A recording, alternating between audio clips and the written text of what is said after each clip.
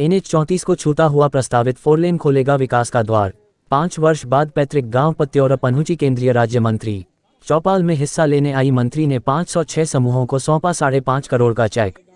करीब 5 साल बाद हमीरपुर जनपद के सुमेरपुर ब्लॉक के अपने पैतृक गांव पत्योरा में ग्रामीण चौपाल में हिस्सा लेने आई केंद्रीय ग्रामीण विकास राज्य मंत्री ने कहा कि नेशनल हाईवे 34 को छूता हुआ प्रस्तावित 4 लेन क्षेत्र में विकास के द्वार खोलेगा।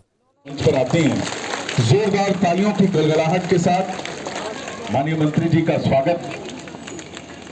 सौभाग्य का विषय कि इस ग्राम सम्मिलित होने के लिए अपने अपने स्थान पर खड़े रहें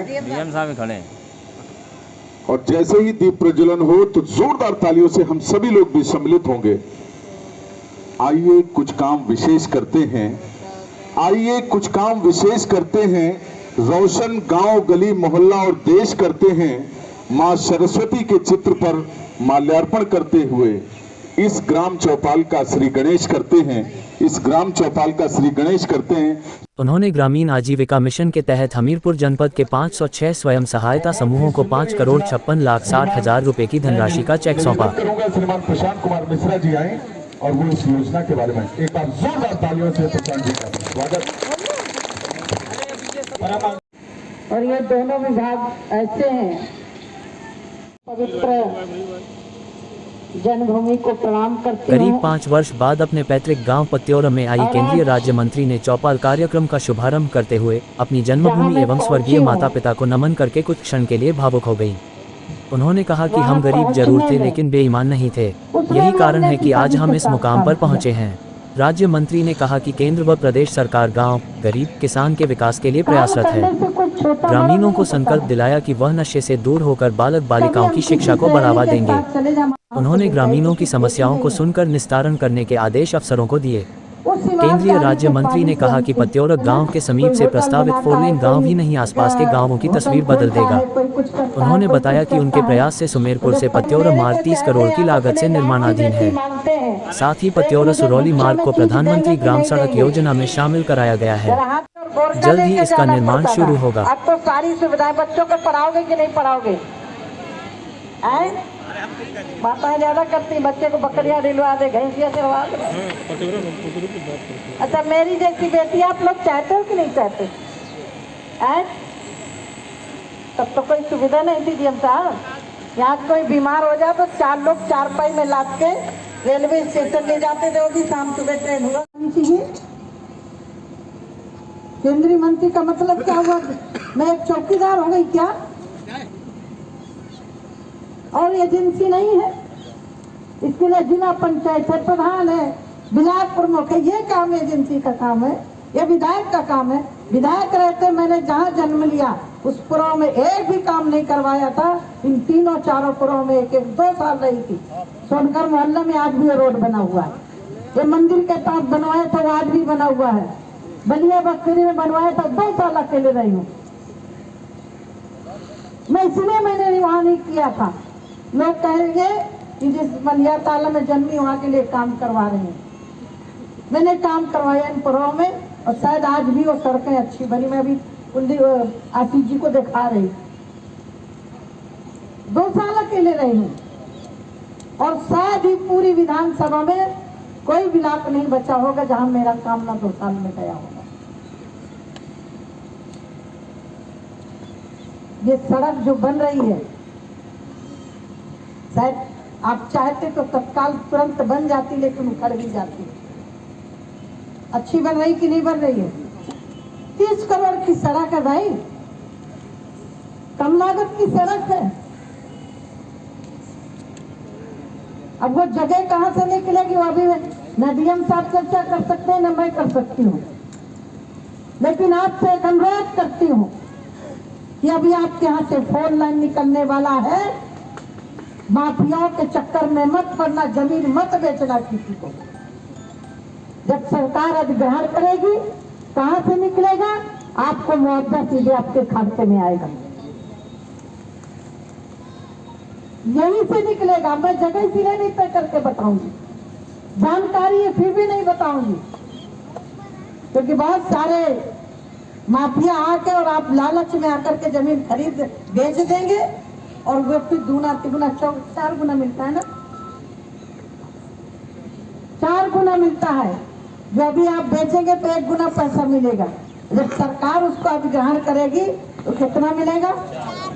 4 गुना मिलेगा।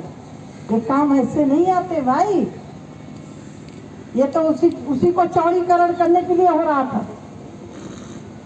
जो हमीरपुर से गुजरती है, नितिन गडकरी जी के पास बैठ करके हमने कहा वो तो है ही है रोड, एक रोड का लोड कम होगा और दूसरे लोगों को सुविधा मिलेगी और ये 4 लाइन बनेगा। और मुझे लग रहा है कि 2 साल के अंदर अंदर मोदी जी हैं, मोदी जी कहते हैं जिसका हमने शिलान्यास किया है उसका उद्घाटन भी हम ही करेंगे। जो रोड है, पानी है, ये व्यक्ति के जिंदगी से जुड़ी हुई है। मोदी जी की सरकार नहीं होती, योगी की सरकार नहीं होती तो घर घर पानी पहुंच सकता था क्या? बोलो ना। गांव में लाइन बिछ गई कि नहीं बिछ गई? बिछ गई है ना। अब वो जब टेस्टिंग हो जाएगी पूरे रोड में जहाँ तक लाइन बिछी है, जब तक आपके घर तक पानी नहीं पहुंचेगा तब तक वो रोड नहीं बनाया जाएगा, ये नोट कर लीजिएगा।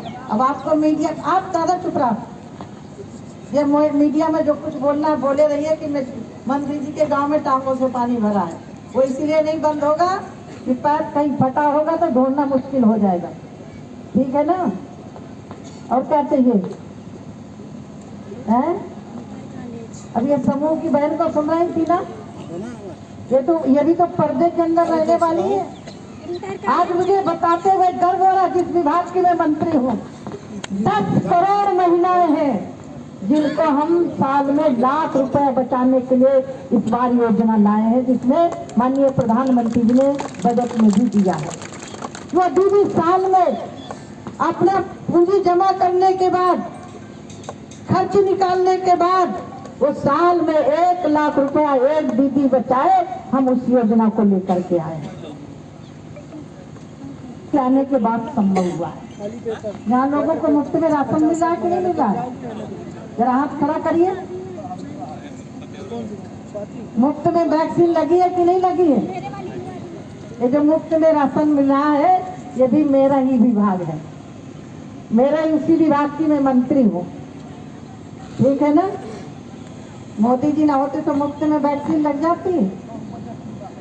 मरते कि नहीं मरते लोग? चाइना में अभी हाहाकार मचा है कि नहीं मचा है?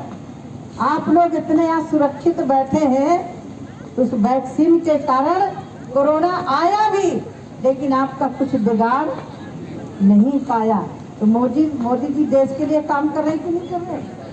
कर रहे हैं ना। गरीबों के लिए काम कर रहे हैं कि नहीं कर रहे? लाइट पहले कितनी आती थी, अब कितनी आ रही है? पहले लाइट के लिए खबर बनती थी कि अब लाइट आ गई। यहाँ पत्रकार साथी बैठे हैं, 1 सप्ताह इस मोहल्ले में आएगी, 1 सप्ताह इस मोहल्ले में जाएगी, ये होता था। अब लाइट तो कटौती होती नहीं ना।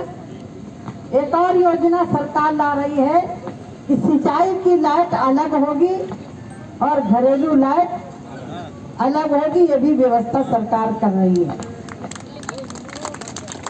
अब मैं आपसे पूछती हूँ, 7 पीढ़ी तक जाएगी, दोनों में हमीरपुर के आवास में ही 2007 के बाद है बैठा के समझाया और दोनों परिवार आज सामने रह रहे हैं। तो लड़ाई अच्छी नहीं होती है। खेतियां बेच डाली लोगों ने पी करके, जुआ खेल खेल के खेतियां बेच डाली। मुझे याद है ध्यानी बाबा का, हम छोटे थे, उनके बेटे जो अधिकारी बने तो ऐसे नहीं बने, वो जो अरहर की खरवी होती उससे वो टोकरी बनाते थे। ये जो उनके पीछे आप लोग बड़े हैं तो कैसे बने हैं? वो लोग टोकरी बना करके सुमेरपुर में बेचने जाते थे और अपने बच्चों को पढ़ाते थे। इतिहास पढ़ना चाहिए कि कैसे हमारे गांव के, चाहे मैं हूँ और चाहे हमारे ध्यानी बाबा के बच्चे आगे बढ़े हों। तपस्या की है मातारी बाप ने, माँ बाप ने त्याग किया है। माता भी गुस्से खाती है।